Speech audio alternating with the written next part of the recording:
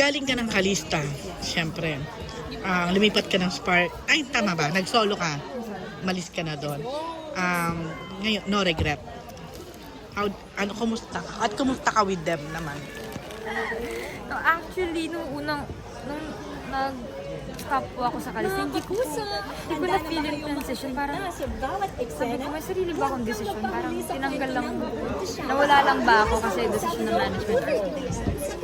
At the same time, wala naman na akong sinabi. Nag-go lang ako na maging solo kasi inisip ko na... Hindi mo ba to decision? Decision ba ng management to?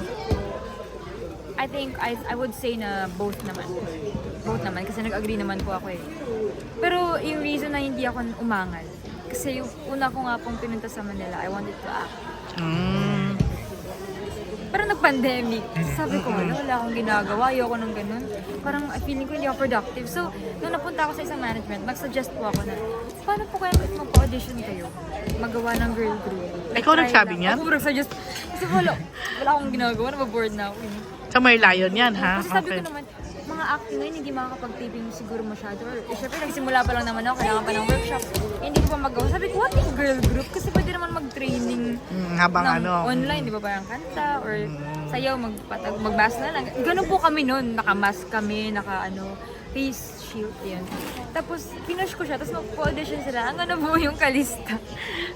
Tapos iniwan mo, ikaw ang ikaw pala ang nag-form. Yun po yung dilemma ko. I was like, oh my God, ako yung nag-suggest, umalis ako.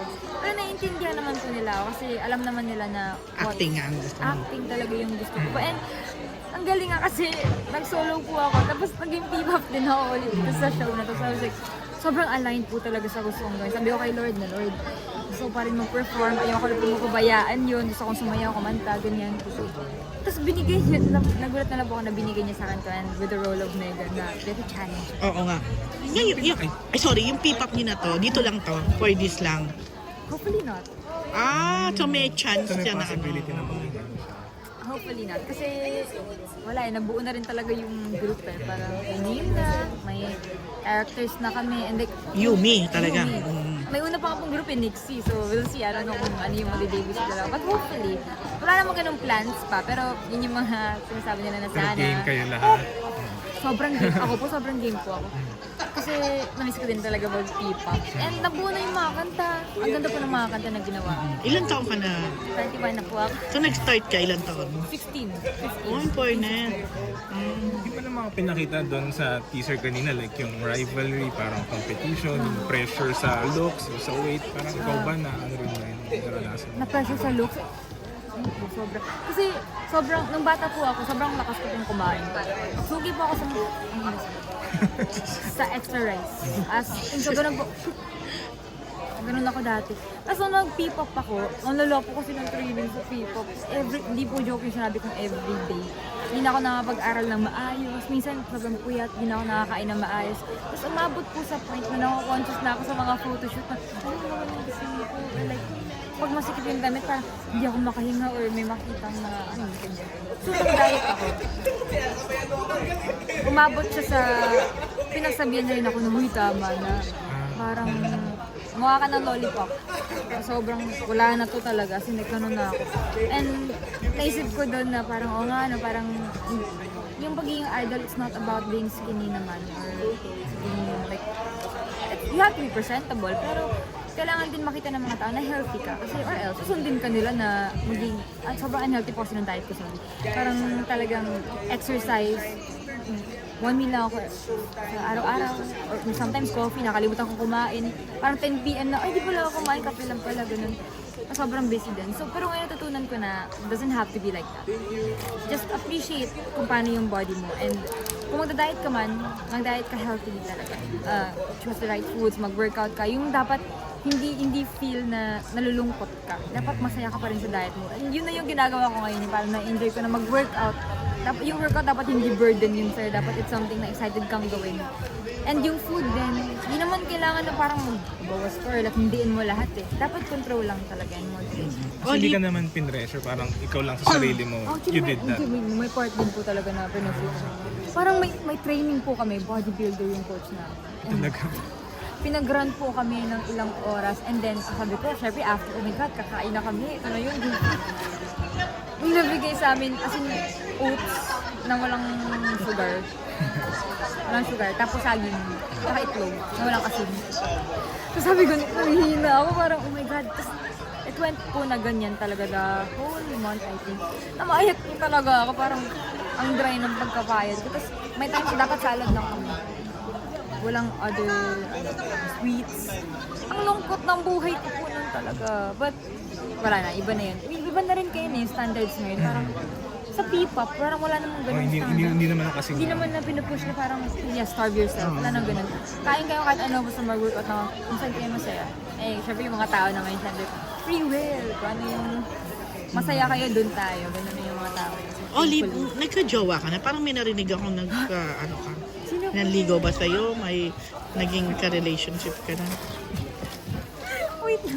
Saan mo ba ito? Wala naman po. Sa GMA, wala. Pero may mga... Saan? Sa ABS? Charot. Eh, Sa wala, saan wala meron? natin. Wait lang! Oh my gosh. Wala naman po ako naging jowa dito. Ano kausap? Pero ano po? Naka-ano? Nakausap. Pero naman. Pero, dun lang. Naka-date, parang gano'n. Paano ba? Ano na ba labeling nyo at ano? Maybe, friends. No, for showbiz. Friends po kami. Getting to know. Ganun. Hanggang ngayon?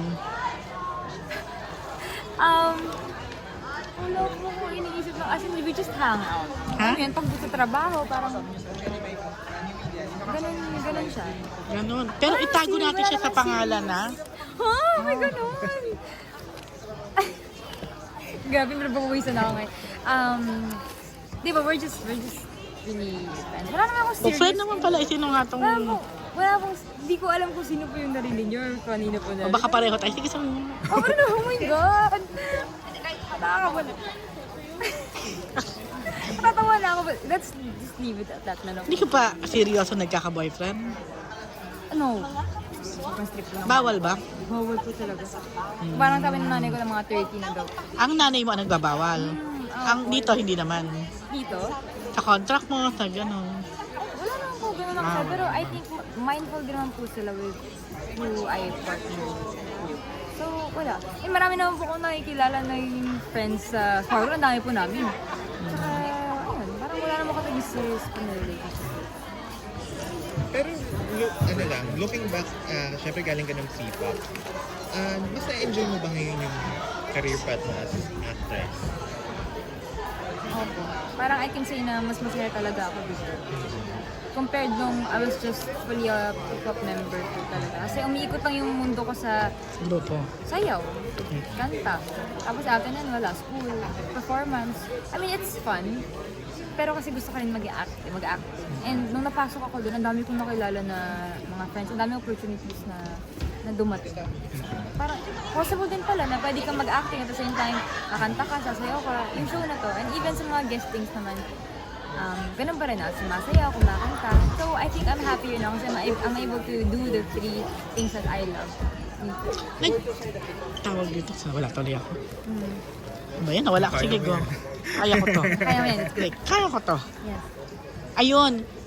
Okay ka na kontrabida ka, parang ginugroom. Kasi di basta, ano yung huli niyo? Maka ba yun? Maka. Kontrabida ka ba doon? Hindi Hindi naman. po. Hindi Talagang naman. close friends kami ni Sir. Okay, so dito lang Bumatala kami. kayo naging... Oo. Actually, in the middle of season 2 na Maka, parang nagka-contact kami ni Sir. Yun nga din alam ko eh. Though hindi naman ako parang kontrabida doon. Lumayo lang yung loob. Iba naman. Bang po level talaga yon. yung story Ito, ko. this time, medyo ano, oo. Ito talaga yung may hatred. Kung sakaling i-groom ka na gano'n, kasi alam ko you're the face of Calista. Bibo, ang ganda-ganda mo. Oh. Tapos ngayon, you will be, ano, oo. Kontrabida. The question po ba is in-expect ko na Oo, ganyan kung ka? okay ka sa kontrabid, mga kontrabida role. Well, I can say na the character is very opposite po talaga kay Olive. Kasi mayain po ako eh, tsaka mabait naman po akong tao. Pero okay po ako talaga. Nung una, na-challenge ako eh, parang Sa kay Alexa. na-challenge po ako kasi nung binasa ko yung script, sabi ko, "Lo, sobrang hindi ako." Ganyan. So, pero nung nalaman ko na yung background niya, naging ang saya. Parang nung ina-act out ko na siya, nag-enjoy na ako maging si Megan. Well, not because masama siya in some ways, but for her dream naman. But because ay mga reason siya and like, isa lang naman yung goal niya, gusto niya magka-name for herself and patunayan yung sarili niya sa lahat na kaya niya without her mom's fame. So, I think yun po yung beautiful part ng story. Hindi ka okay kung sakaling ba susunod dito. Ay, ma-typecast ka na kontrabida. No, I think I'm very open. Okay ka naman. Yeah. Pero Parang, you don't wish like Stephanie na siya yung lead, siya yung api-apihan, actually, ganda-gandahan. akala ko nga po yun yung makuha kong role kasi piling ko talaga. nakakaawa ko tingnan. Sa yung dalawa ni Stephanie, baka nga si Stephanie ang mas. Minsan po talaga siya sa off-cam. Hindi. Pero, dati, iniisip ko na parang ako yung sinasampal, ako yung inaapi, ganyan. Sama ka naman, ganun po kami, parang inapi kami lahat. May time na ganun. Pero ito, it's new to me eh. Parang ang daming challenge. And I think yung crucial talaga dun, hindi magmumukhang kawawa yung bida. If hindi ka din sobrang aggressive as a kontrabida. So, parang ang hirap din ng role ko.